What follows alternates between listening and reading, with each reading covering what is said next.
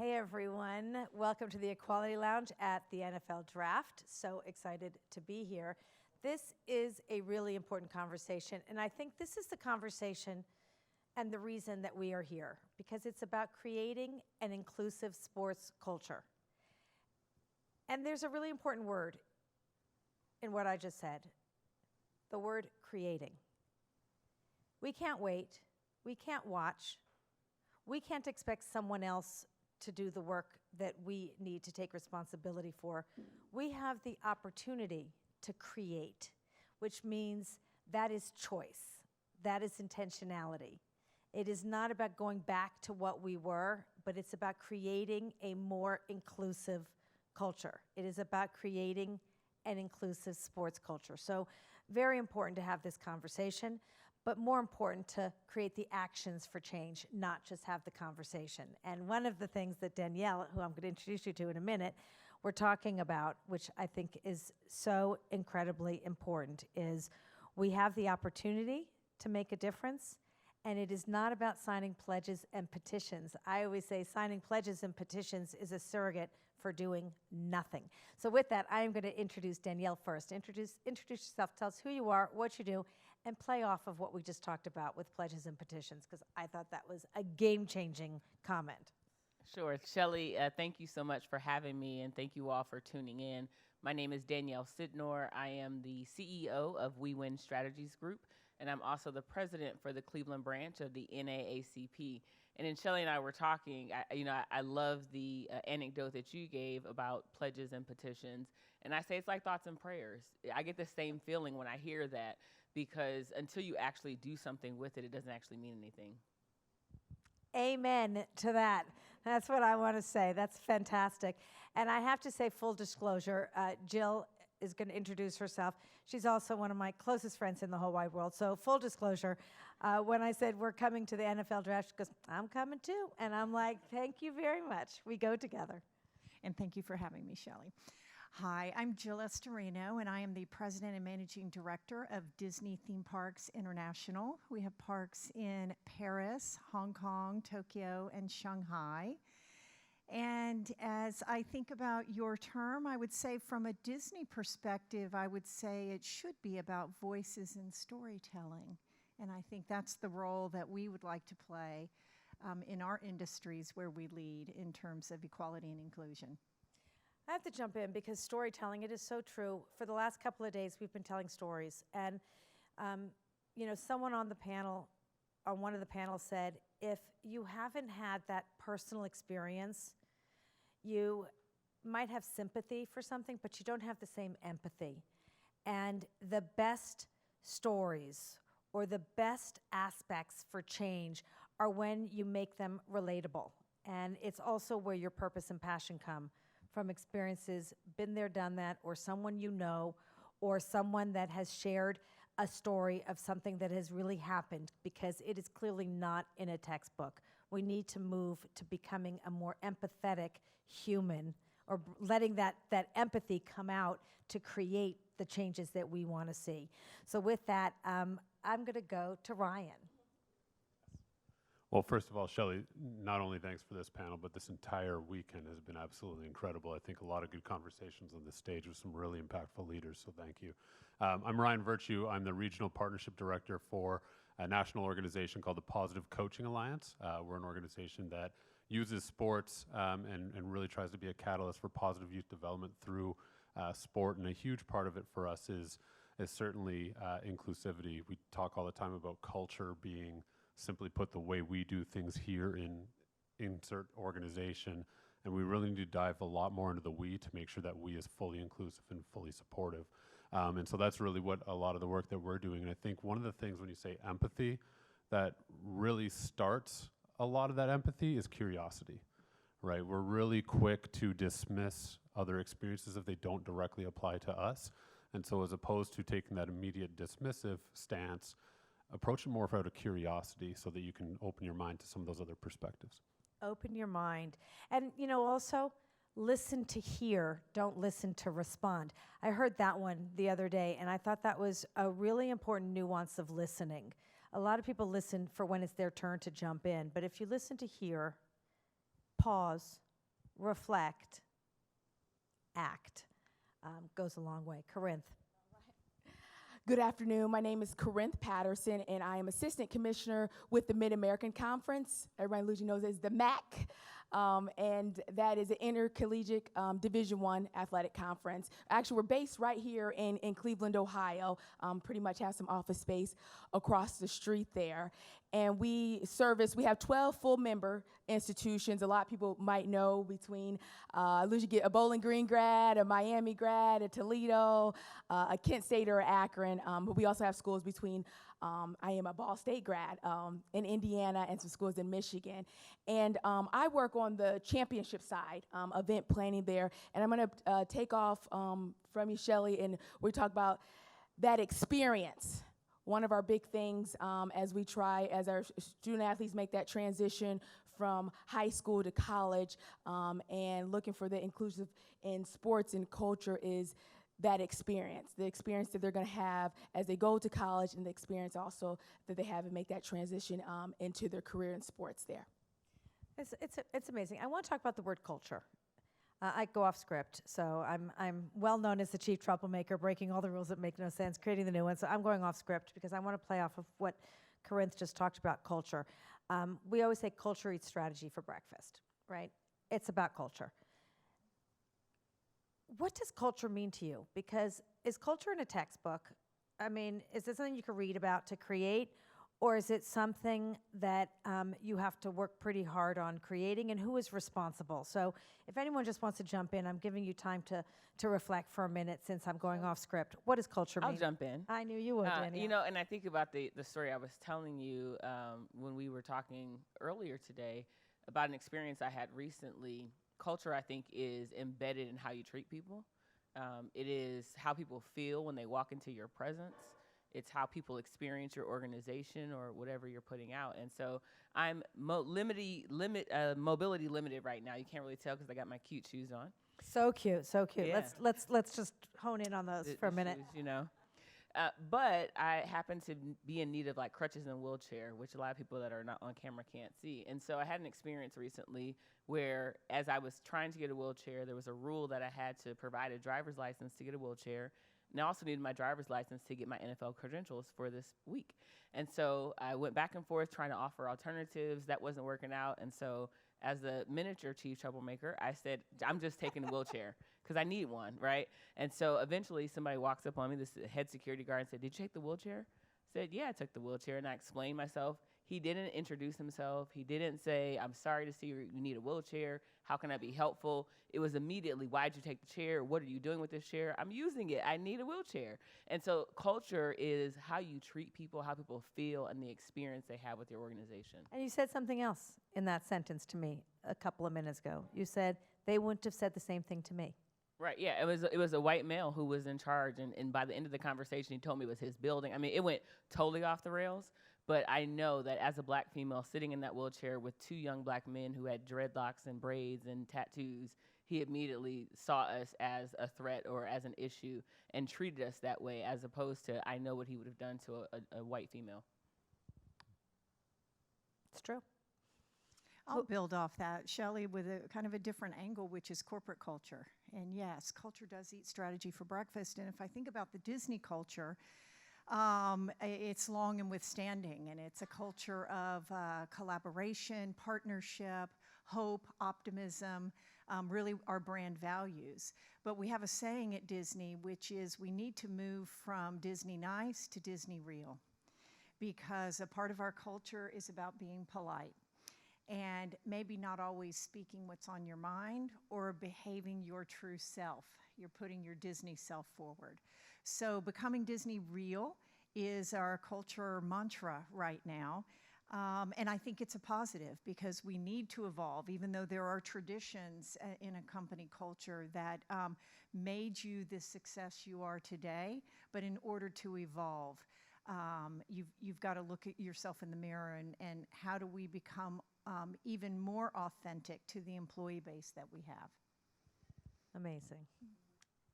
Any other comments? I was just going to say, I think authenticity is so huge, especially I work in the youth sports space primarily. We work with young children that are in the sports space, either as high school athletes or younger. We do some stuff in the college space.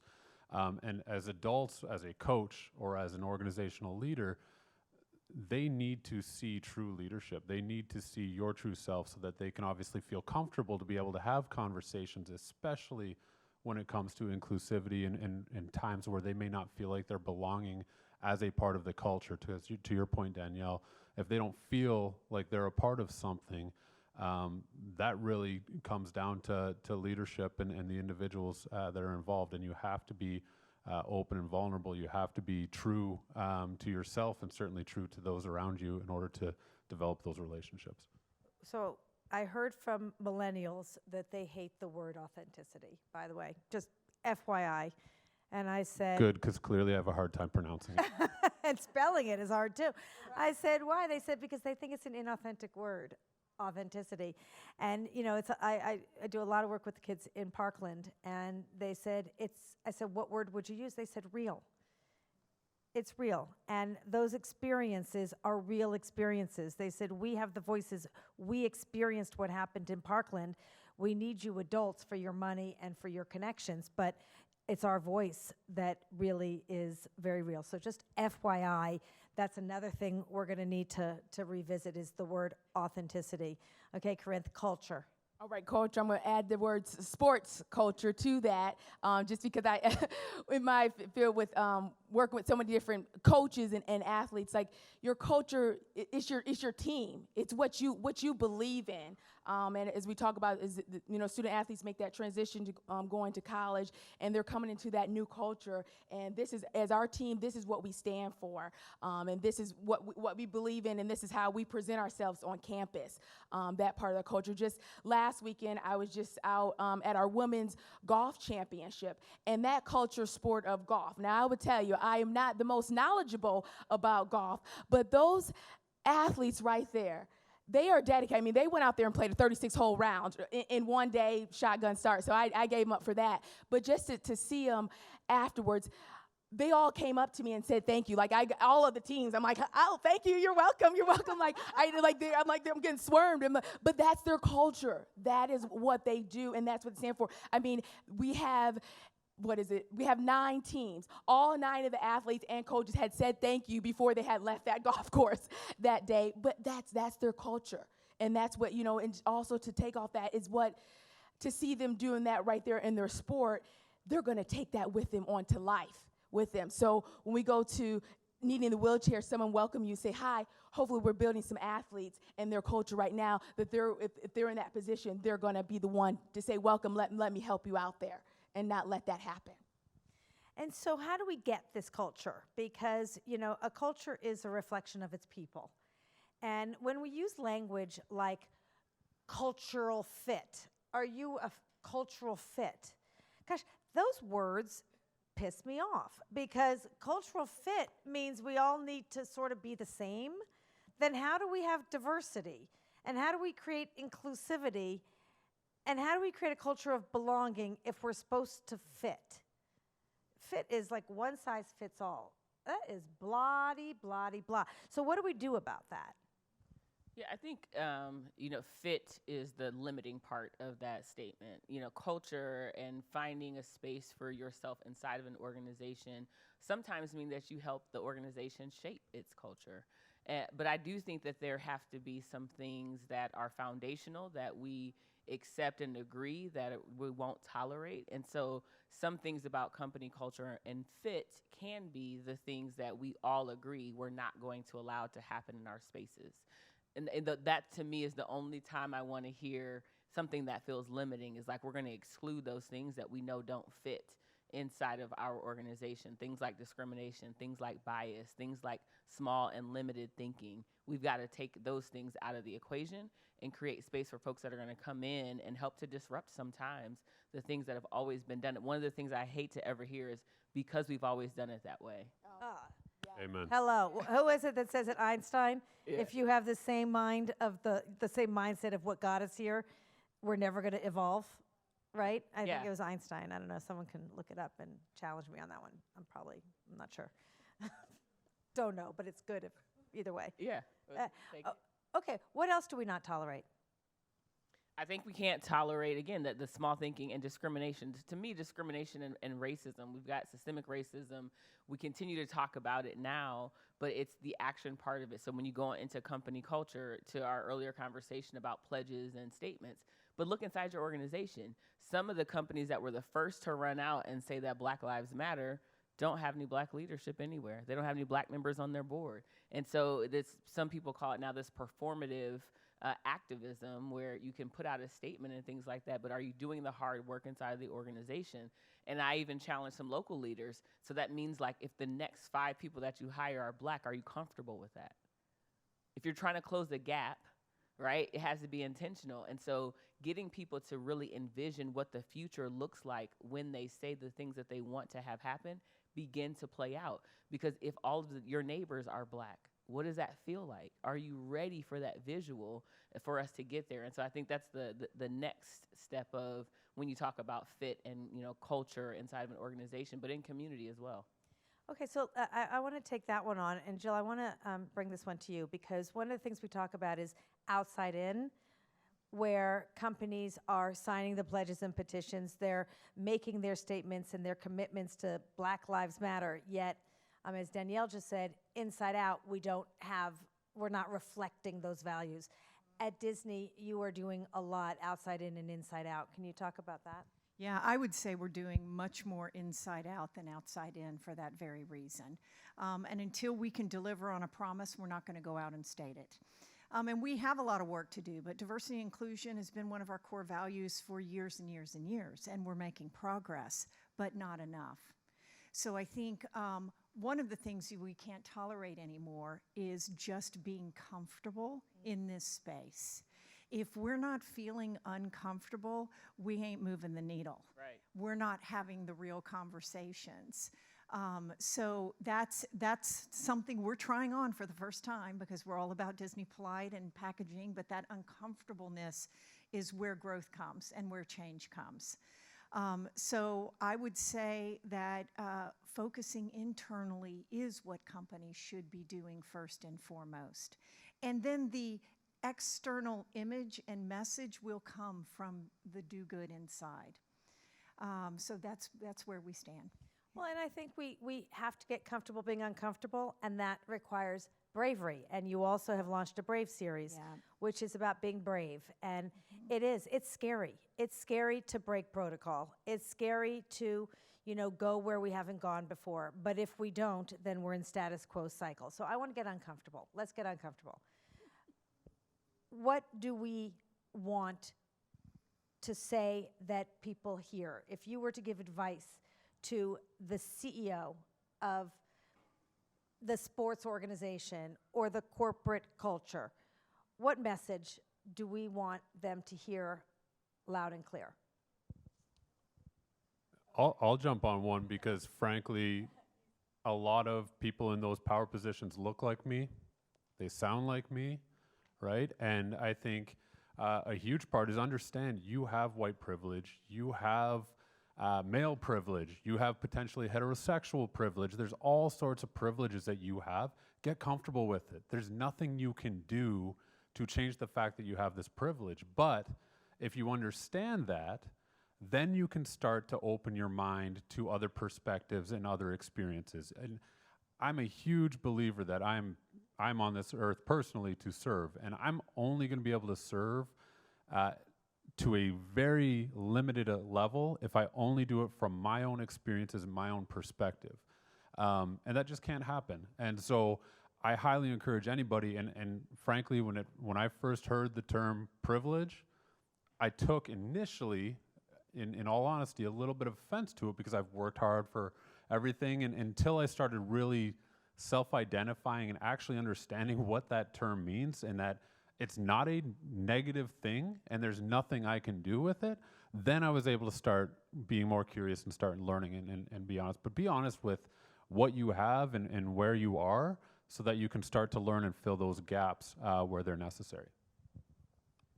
Thank you for that vulnerability, by the way. I think that is what it takes to be open.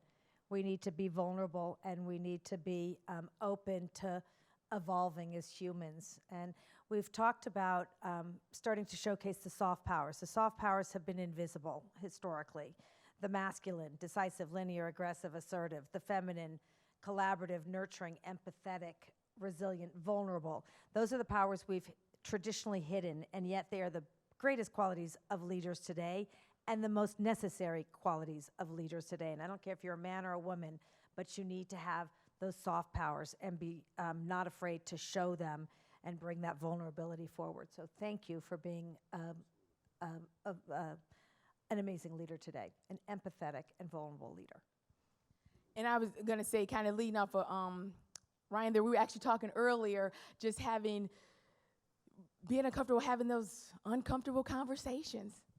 And just as we can see, a lot of the organizations, even from college, athletics, to even being on campus, we're seeing that position pop up where I'm in this role, but I'm not saying I know everything. So we're seeing that, I was telling that position where we're seeing the diversity, inclusion, equality directors come about on campuses now, because we need to have a space where people can go and feel supported and to have those conversations, and saying, if we have, the Ryan there, the privileged person, they're like, hey, I need your help. How do I, how should we take on this this employer, this student athlete, our company there? So being open to have those conversations, being open to educate ourselves on things that we might not be aware of. But how do we let people know it's okay? I know oftentimes we hear people say, well, I'm afraid to be honest because there's retribution. There'll be retribution. How do we create this culture of openness, of sharing, so that we could evolve? It's like a cyclical thing. We know we need to be uncomfortable together, but if we get uncomfortable, there might be a retribution for, being that vocal one that says something. So then you just go into this cycle, and then you don't go there, and then we're back to the same conversation. So what were you going to jump in with? Well, I don't think it's rocket science. We're human beings, and we know how to have dialogue and conversation with each other. We need to set up the environment. We need to make sure it's safe space so people can speak their minds. People who have authority in the space need to act on what they're listening to. So, you talked about listening, internalizing that, and taking action. I think people will speak up when they see that their voices are actually turning into change. And then one other thing, as I think about our journey at our company, is I think, CEOs have the power to change the complexion of the leadership at the company, because that's where decisions are made and change happens. And we need to hire, we need to promote. Again, it's not that hard. A senior level executive recently said, we too often at Disney promote and hire on experience versus talent. Mm-hmm. And if you hire and promote on talent, I guarantee we will change the complexion and diversify our companies. So again, I don't think it's actually that hard, but it is uncomfortable. Well, it's amazing. Men typically are hired based on performance, and of course, women are so far behind that how do you catch up, right? Versus potential. Advice to CEO. There's three things that came to mind as I was listening to everybody. When Jill talks about hiring on talent versus experience, you think often about how people who have never been privileged to be in the room don't necessarily have the experience. So you get that chicken and the egg things, that you got to have 5 years. Well, I'm trying to get the first year to get to the 5 years, right? So being able and being willing to drop some of those things, and that's what a CEO has the power to do. There's a gentleman out of Alabama who says that the budget is a moral document. So are you investing in creating the space that you want to see inside of your organization? Are you really spending money on diversity and inclusion? Most of the times, those programs are free, right? It's like, get everybody together, we don't have a budget for it. So you don't really care about it, because you probably spend more on a trip or breakfast at the organization than you are on the diversity and inclusion program. So the moral document, the budget being a moral document, is something I would say to a CEO. And then I think the final thing is really that from that leadership perspective, they do set the tone. And so their willingness to be vulnerable, like to Ryan's example, their willingness to grab somebody who is entry level and say, I see you, there's a space for you here, we appreciate and we value you, that's monumental, because oftentimes, especially for the Black community and marginalized communities, you continue to exist in spaces where you just almost feel unseen. And so when you have leaders who are intentional to say your name and point you out and know who you are, it gives you another level of confidence moving through an organization. Well, I also think we've got to get rid of the junk in the trunk, which we have tons of. We have so much junk in the trunk, and we're spending so much money on policies and benefits that no one even cares about. I think also a lot of things that people don't even know about. Yeah. You know, and so what if we just make an allocation decision where why don't we put more money into this that will help with caregiving, and into this that will help with flex schedule, and we'll give to this, and maybe get rid of this other thing for at least now that has been getting a lot of funding for so long. It can take a back seat for now. And let's make some new choices, which I think could go a long way. And so when we talk about inclusion, we always say that diversity is good for business, and we have all the data that supports that. Diversity is good for business, diversity is good for innovation, diversity is good for team building, diversity is good for all this kind of stuff. Great, check, check, check. But we're going backwards. What the heck is the problem? How do we go forwards? And so what are some of the variables? Let's go to quantifying. And so I loved what you said earlier, Danielle. I was like sitting here, I just told everyone, I forgot that we were on IG Live, because I was like sitting here just like going, I'm like, oh, there's a whole audience here, but we were just like in a little huddle together. We were into it. Yeah, we were into it. It was good. And so what have you seen from inclusion working? Have you found that people are, buying more, you're selling more? What has been the impact in your worlds of inclusion? I'll give an example that I hope everybody recognizes. We released a Marvel film not too long ago called The Black Panther. And our bet was that everyone would love that film. I mean, it is one of the highest grossing films Disney has ever produced. And it goes to show that you can tell a story from an angle, from a cultural angle, and everyone will appreciate it and everyone will buy it. So I think we need to have more belief in that, because you're not only going to bring on your people of color marketplace, you're going to bring the general population as well.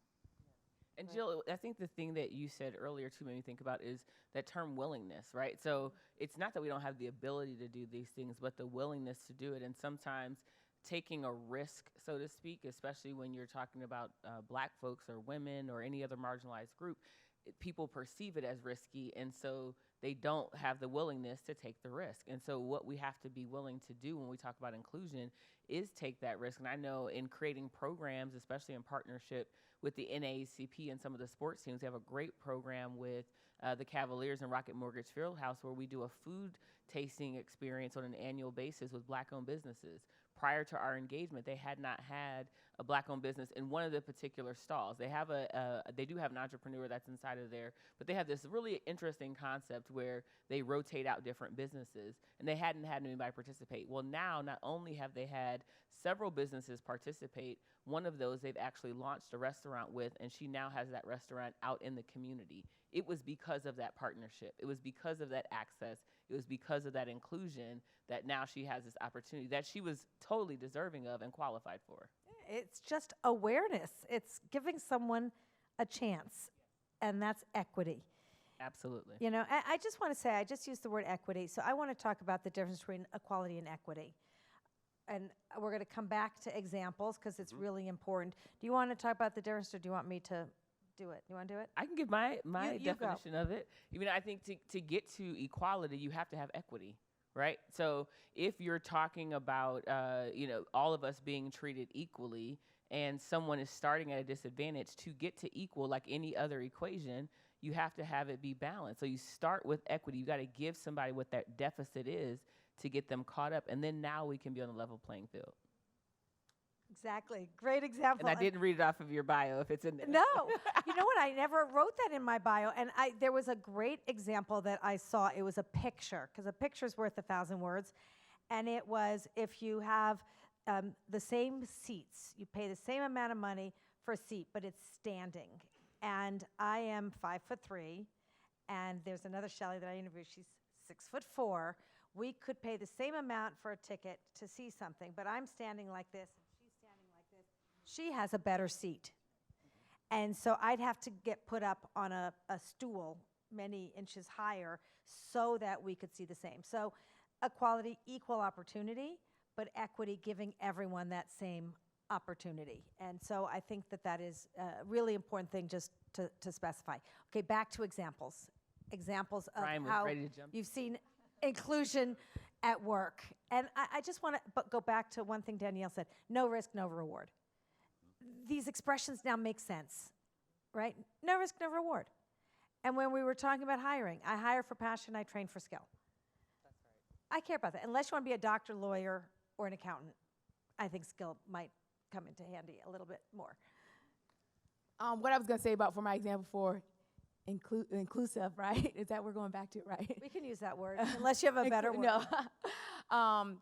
But one, just being in the sports industry, working with student athletes, we have at the conference office our Student Athletic Advisory Committee, which has a couple of individuals from each of our institutions that we service there. And one, to being inclusive in our conference office is we serve our membership, we serve our student athletes. So we want them to be inclusive into what some of the decisions and things are going on, to hear their voices being heard. So a lot of you've probably seen it across the board just with a lot of different institutions throughout as we've brought sports back and especially in basketball, just because they kind of wear the warm-ups. But that was one of the things that the student athletes this year when they got their, our warm-up shirts, they had different, different words, different sayings, different things supporting, Black Lives Matter. And that is something, and not just Black Lives Matter, in general, just what's going on in the world today. So just to see them, and that's how I feel in the industry of the sports culture, just how that's how they have their voice. I mean, yes, they're on the court, they're playing, but their voice to be heard too by just as simple as what they have on and what we support, out there that's going on in this world. So just kind of bringing it back in on the sports and just kind of the arena area that I'm in, we had that. Also, I'll bring another example is with our championships. I was approached, one of our championships wanted to play the Black National Anthem. Before our championship. And I would say our schools did a really good job. I had to take it up through the commissioner to see if it was approved and everything.